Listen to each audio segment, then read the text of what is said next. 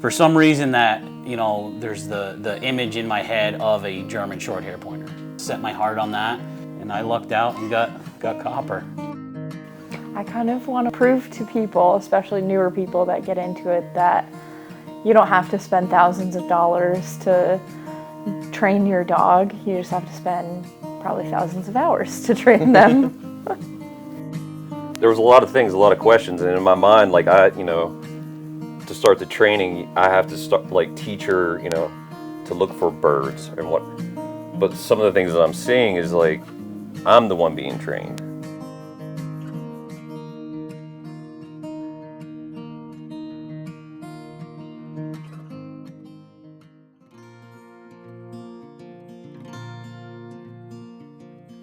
The biggest challenge we're trying to overcome now is refining his point. You know, the biggest thing I've seen and read, and from what I've studied and with this training with pointers, is, you know, you don't teach a pointing dog to point. You know, you help them refine their point. So his first bird that he saw he got super excited, and he got very excited. He's very excitable by the sight of these birds now. And, you know, going from that to getting them in a launcher, and now trying to get that point locked in. And this new equipment is hopefully going to help with that. You know, you're going to have to invest when you decide, you make the decision to get the dog. And you know, the investments have turned into not just the dog, it's more of the tools that I need to help train him. So this is the pigeon loft, the old woodshed that I got. The three I have now, they're in a cage, so they're not going to fly out, because we're going to be using them in a minute. What are you about to do, huh? You know, you're just chilling. You're just chilling, right? Ready?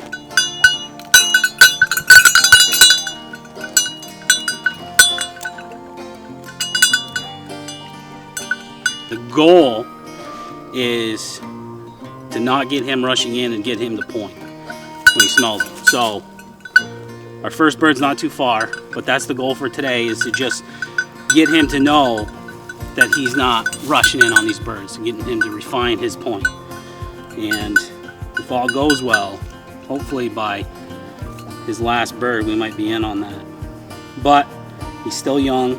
I have high expectations, but I know that you know, it's not always perfect when you're training a dog. Go find a bird. Find a bird.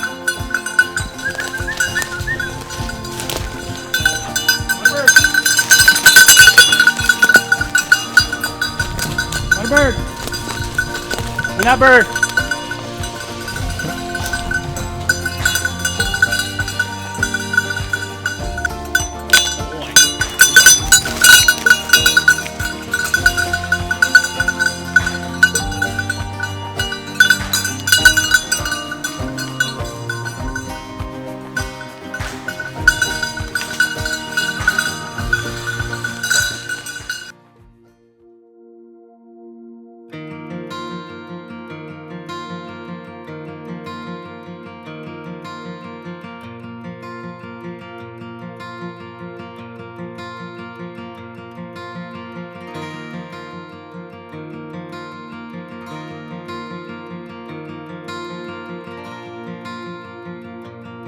Today we're going to be bringing her out on the boat with the blind for the first time, so we're just going to be doing the same thing that we have been the last couple of months, but just kind of putting it into action of when, you know, she's actually going to be out hunting with us. So it's going to be a little bit different for her because she hasn't seen the blind yet, but we'll just be trying to see, I guess, how she does without being able to see where the dummies fall, and hope that she listens to my signals that we've been working on.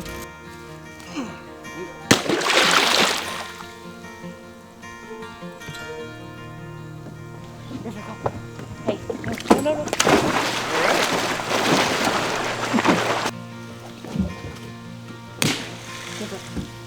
Come here. out here trying to train. Before we had the blind on the boat, we used the front of the boat for her to jump off of and then hang the ladder on the side anywhere it would fit. And now that we got the blind on, we're realizing that she just wants to get out whatever way she can and doesn't use the front of the boat anymore. So now we're going to try to swap our tactics here and have her go in and out of this door here.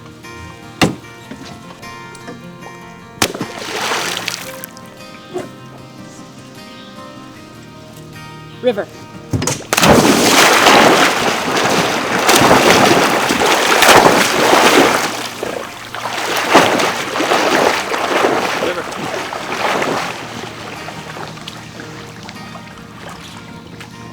Drop it.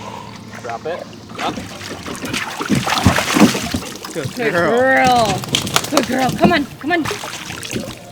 How did you think it went today? Other than the main idea of having her jump off the front of the boat and now just using the door both ways in and out, she seemed to pick it up pretty quick and that went smooth.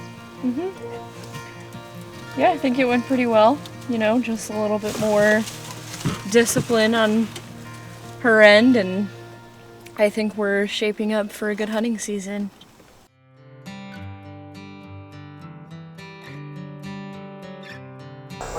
So Kriya's almost won this month, and we've been working on some training, of course, over the past year. Working on the retrieving, field work. So right now, what I'm wanting to see is like where she is with everything. Like I only know what I know, so I'm kind of looking towards Alec here to give me some pointers. See what I'm doing right, see what I'm doing wrong. I'm open to listening to anything he has to say and what feedback he has to give me, whether it's good or bad. So my name's Alex Sparks. I own and operate Snowbound Kennels. It's in Addison, Vermont. I've been a professional trainer now for 30 years. So this is Kriya's first time actually on Planted Birds and with a bird launcher. So this is going to be interesting to see. I'm curious how she's going. She's found the homers. Straight up the hedgerow on the left, about 40 yards. You can get her to go to the left. Move over on that side with her, maybe. Straight. See if you can get her to come back through here.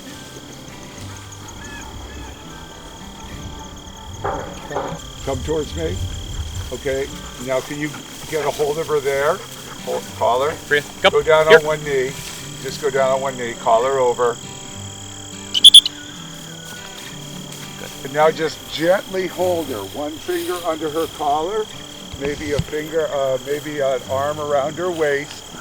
You're totally fine what she was doing. Whoop.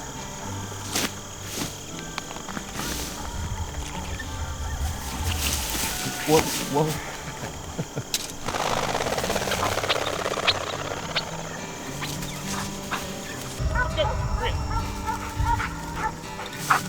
Get down here to the left.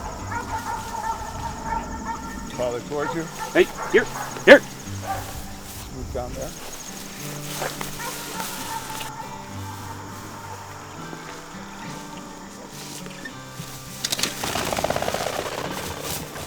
So this was the first time Kriya experienced field training with live chucker, bird launcher. This was different. It was unique to see. Saw some different body languages I've not seen yet. I have, talked to Alex about.